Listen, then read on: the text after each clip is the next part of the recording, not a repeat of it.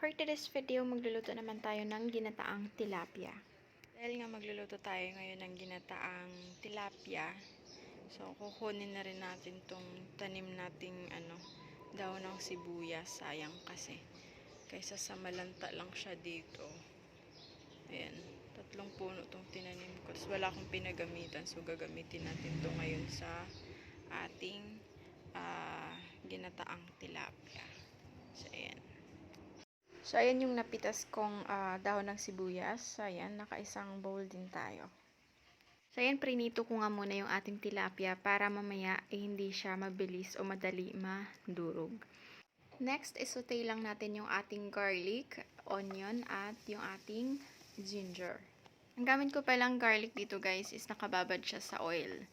Chinap ko na siya at binabad ko siya sa corn oil. So para pag nagluto ako, hindi na ako balat ng balat at chop ng chop, diba?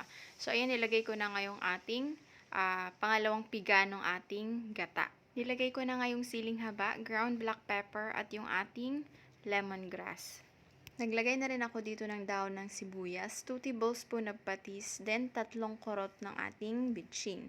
Then haluin lang natin hanggang mag-mix yung ating mga ingredients at isimmer lang natin to sa mahinang apoy ng 2 to 3 minutes. Pagkatapos nating masimmer, pwede na nating ilagay yung ating fried tilapia. So tinanggal ko na rin dito yung ating lemongrass. Maglalagay din ako dito ng 2 siling haba, kamatis at yung ating mga tangkay ng ating pechay.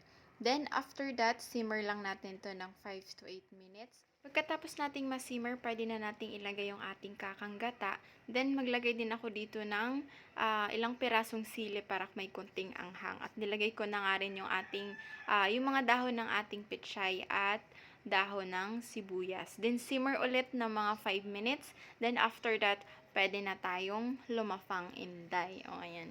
So, ayan, luto na yung ating ginataang tilapia.